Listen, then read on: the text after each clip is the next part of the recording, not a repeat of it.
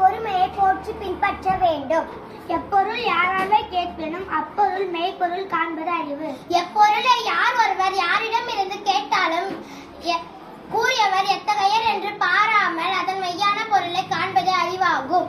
ஈன்ற பொழுதின் பெரிதுவக்கும் தன் மகனை சான்றோர் என கேட்டாய். ஒரு குழந்தையை பெற்றும்போது ஒரு மகிழ்ச்சியை விட அறிவில் சிறந்தவன் என சான்றோர்கள் கூறும் பொழுது பெரும் மகிழ்ச்சி அடைவார். இடும்பைக்கு இடும்பை கொடுப்பர், இடும்பைக்கு இடும்பை படாதவர். துன்பம் வருவது துவண்டு போகாதவர்கள் அந்த துன்பத்துக்கே துன்பம் தருவர். தன்னை தான் காக்கின் சினம் காக்க காவாக்கால் தன்னையே கொல்லும் சினம். பொருள் தன்னைத்தானே காத்துக்கொள்ள விரும்பினால் கோபத்தை கட்டுப்படுத்தி காத்துக்கொள்ள வேண்டும். அவர் காத்துக்கொள்ளாவிட்டால் கோபம் தன்னையே அழித்துவிடும். நன்றி, வணக்கம்.